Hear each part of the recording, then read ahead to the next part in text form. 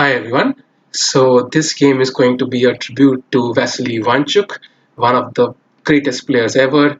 He hasn't really made it to, let's say, the top of the FIDE rankings, but every player you ask is always a bit fearful of him, and even Magnus Carlsen has lost to him multiple times. All top players, Rustam Kazandanov, Shirov, and all the players respect him immensely, and he has managed to defeat all the players in the world at some point in his career, and he's there right at the top, and he's also involved in other sports, and he's not one to do it for the limelight, and he just enjoys the game very, very much. There is this video where he actually won the World Blitz Championship, and he was simply busy playing a game of Blitz with somebody, and rather than going to collect his prize on stage, and he then had to hurry and uh, take his medal. So that kind of tells you how down to earth he is, and he's a great, great player. So we'll have a look at one of his best games ever. And here he was playing a game against Shirov.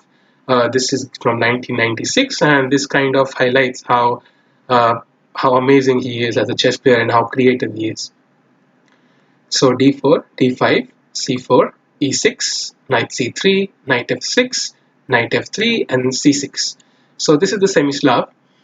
Here black has created a triangle of these pawns, and he basically is solidifying the center so that if white were to capture here, then black would just capture, and then it would transpose into a good version of the queen's gambit decline for black.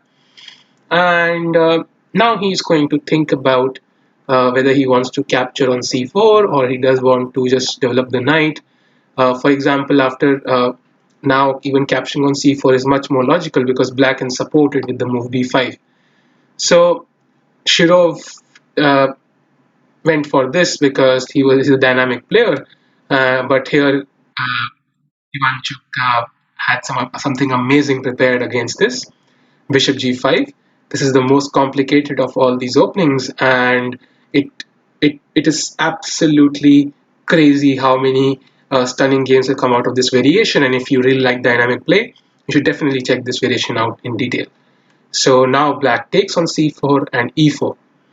So now white has the strong center, and he's threatening to capture this pawn as well. So black should at least keep the extra pawn. And now e5. So this knight is pinned. Black has to play h6, bishop h4, and g5.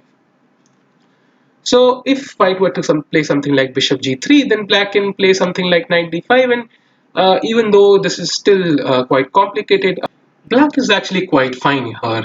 Uh, it's not so easy for white to create some sort of attack because these pawns, especially the pawns on c4 and the pawn on g5, limitless pieces. But of course, even this is very complicated, and it's anybody's game. However, the more interesting and the more common reply here is simply knight takes d5, sacrificing a piece temporarily. But now white is ensured to get this piece on f6. Black plays knight d7 to prevent white from taking with the bishop at least. And after e takes f6, bishop b7. So black prepares to open the long diagonal and g3. This looks a bit shaky, but this is actually well-known theory. Even I've played this a few times, and after c5, simply d5, and now this pawn is a serious aspect, and this kind of will kind of dictate the game for the almost the end of the game in most games in this variation. And after queen b6, black is preparing to castle, just bishop g2, castle, and castle. So now as you can see, this pawn is in the center, and white doesn't necessarily want to take unless it gives him something else. Uh, for example, if here, let's say after castles a6 takes and takes, this is not something spectacular for white because now these bishops are going to get exchanged, and then queen h3 will become a serious threat. And of course, this is this is very, very complicated, but still that is a good version for black. So white would only like to capture on e6 when black cannot really capture this pawn immediately and he has the chance to go for e7, let's say. So in this game now, black plays b4. So basically he's attacking the knight, and he's saying that knight doesn't have any a great square to go to, but now knight a4. Here there are many moves. So white rook b1 is a very interesting try for white, where he just sacrifices the piece of the bat, and it's not recommended for black to take on c3. But knight a4 is the other main line. Now queen b5, and now white plays a3. So he's trying to open up the queen side. He would either like to take here, and even better if black were to take on a3, then that would even spoil black's pawn structure. And now e takes d5. So finally black decides to take, and a takes b4, c takes b4. Now you can see black's king is a bit open. You can imagine this bishop here, this queen here, and it's not so comfortable for black. However, these pawns are a strong force.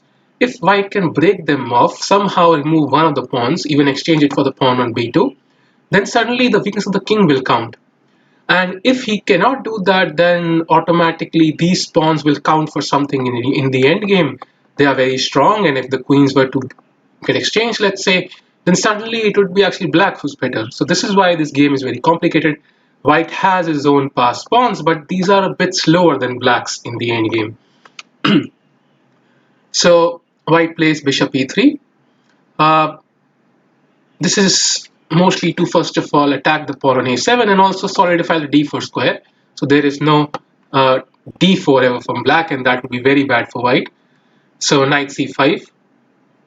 And here is when white played a sequence of moves which was, well, which completely shook the chess world, and it was hard to believe.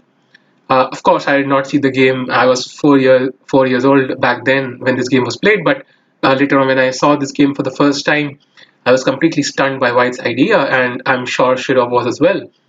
And Shirov himself is a very, very, very attacking player, and he has played some spectacular attacking games. But this was just out of this world, and I request you to pause your videos after this move, Queen G4, Rook D7, and think if you can find the move White played here.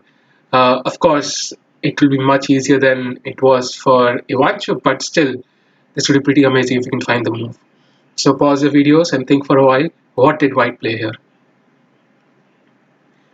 Okay, so White here played the spectacular move Queen G7, just putting his queen in front of the opponent bishop and sacrificing the queen almost for free, uh, only for one aspect, and that is to bring the pawn to G7, and which would keep black's pieces passive. And he also has this knight which is hanging, so this is technically a sacrifice of the queen for two pieces, but still this is amazing. And black has no other choice because uh, this rook is also attacked, so he has to takes, and rook g8, and now knight c5. So you can see this rook is attacked, and he simply plays d4.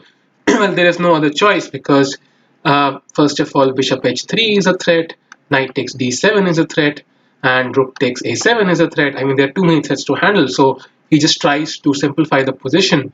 And now just bishop takes b7, rook takes b7, knight takes b7, queen b6.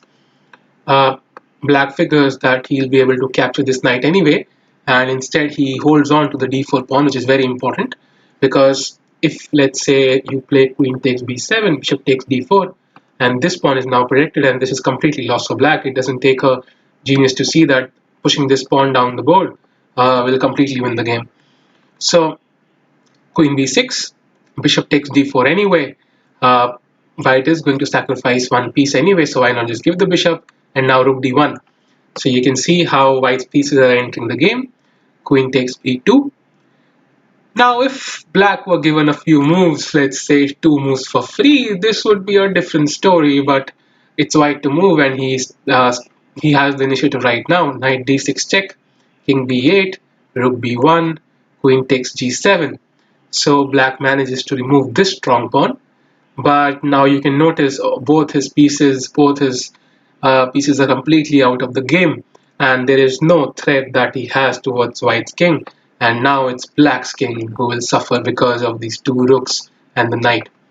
So rook takes b4, king c7, rook a6, protecting the knight and preparing rook b7 check, rook b8, rook takes a7 now, king takes d6, rook takes b8, and this is completely winning for white because first of all this pawn is technically lost because white can anyways just sacrifice both the rooks for this pawn and the queen, and then he will be 2 pawns up, and after queen g4, rook d8 check, king c6, rook a1, white is prepared to kind of play something like this, and in this position black realized that he's completely lost and resigned the game. So this was a spectacular game by Ivanchuk. It's hard to believe that he played a move like Queen G7, and this is just spectacular. And it inspired me to take up this opening, and I really enjoyed playing it with both colors. So I hope you like the video, and do like and subscribe, and do check out Ivanchuk's other games. They are absolutely amazing, and do let me know if you want to see more of his games, and do check out other content on the channel, and do take care.